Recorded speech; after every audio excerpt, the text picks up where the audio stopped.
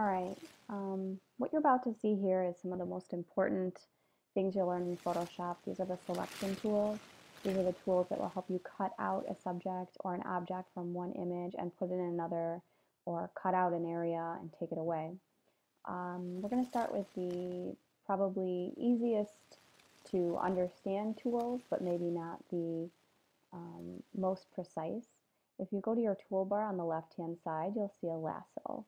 This lasso kind of works like a handheld selection sort of drawing tool, and you would just click and drag it around and select your object, and obviously probably work a little bit more slowly, but when you connect the two ends, you get these marching ants. These marching ants indicate your area of selection. So I could go ahead and with my move tool, move this around, so on and so forth, move it to another image, cut it out. But this is not necessarily the best option. We're going to try some of these other ones. So if you click and hold that lasso tool, there's a polygonal lasso. This may work more for more geometric shapes, kind of like buildings, things like that, because when you click, it'll create certain points, and I'm clicking each time and creating certain points, and you'll notice that this organic shape of this butterfly is not really, the polygonal lasso tool is not the best option for this type of image. So you would just kind of move your mouse, and when you click, it creates certain points. Now see, I must have double clicked here, and now it's trying to just create the end there. So this is not, again, selected very well at all.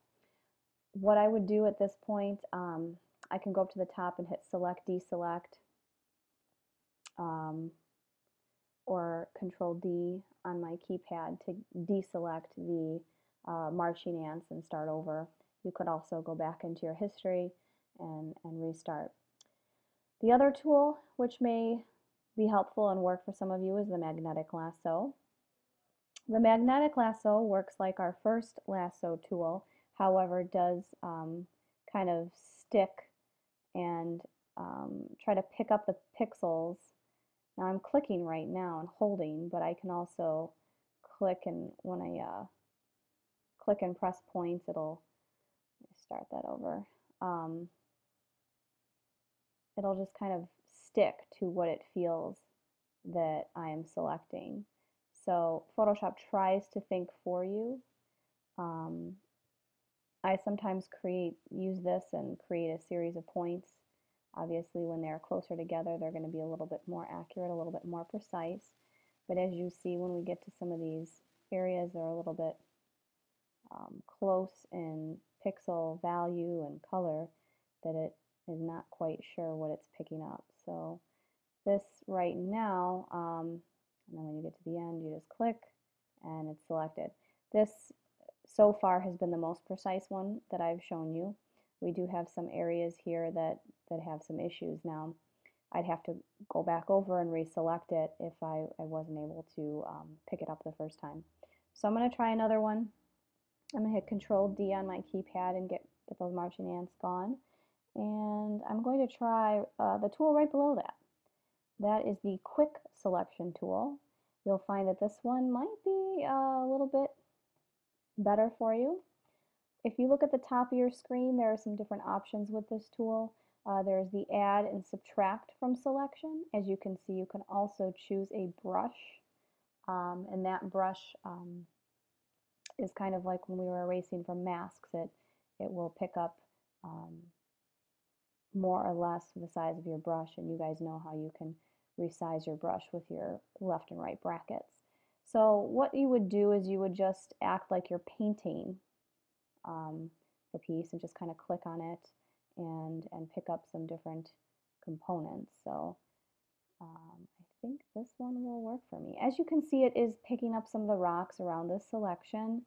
We could always go back in and take that out, because remember in the beginning I said there were some add and take away from selections.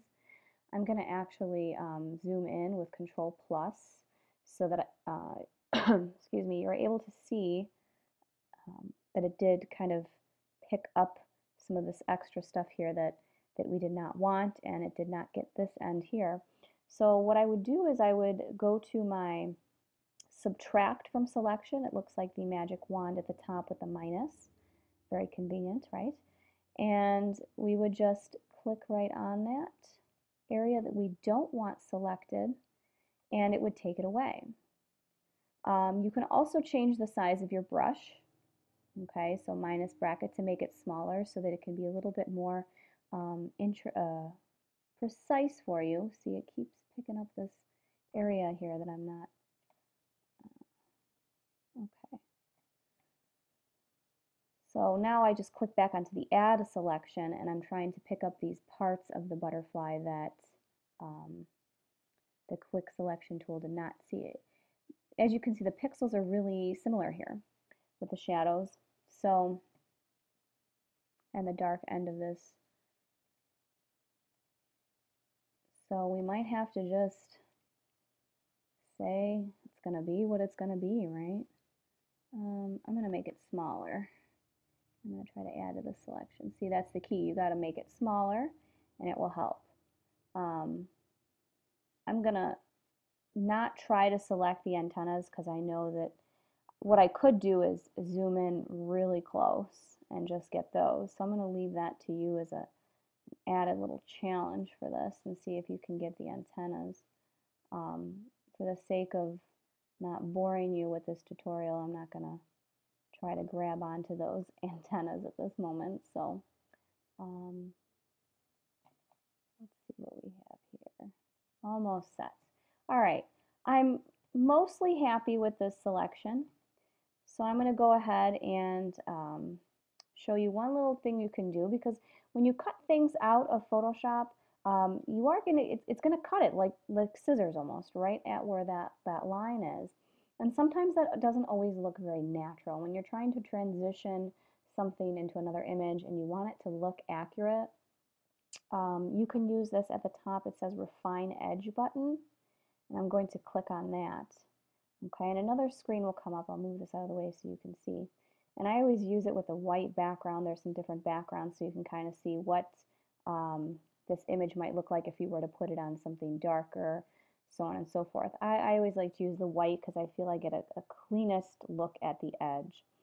What we can do here is you can kind of feather out the selection from where this is really a change here. But you can feather out where that actual marching ants line is. You can also smooth out that line. You can contract or expand that line, so it's going to either take away from your selection or add more to your selection. So if you had a really tricky time getting those edges, maybe expanding the selection might be helpful for you.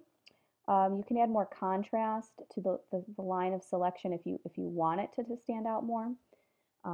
But these would be helpful for you because you can kind of preview it right then and there, and it will kind of, whoa, that's majorly feathering. But it will soften it for you, so the transition is a little bit nicer. So I'm going to hit OK. And I have another image open here. And I'm just going to use my Move tool and click right on that butterfly and drag it on over here. Okay. As we can see, my selection did pick up some extra things here that I didn't quite want. So that would be something we could erase from and so on and so forth, or go back and select better. All right. One last thing we can do here that will probably be helpful for you is resizing of objects, which is your Edit Transform. Now to resize this object, I like to use the quick keys and use Control-T and holding down my Shift and Alt always, pulling from a corner. It will keep the proportions the same so you do not stretch it or mess it up in any way. And then I would just double click on that image. Again, that is Control-T. I can also rotate it a little bit because butterflies probably do not fly very statically, right? It's a little more active. So keep it on a little bit more of an angle and make it more interesting.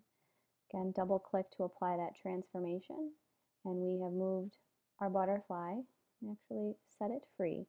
So this is it for this tutorial. Hopefully you have learned how to use some of these selection tools. There is one more that is a little bit more precise, and that is the pen tool, and that will be on our next tutorial.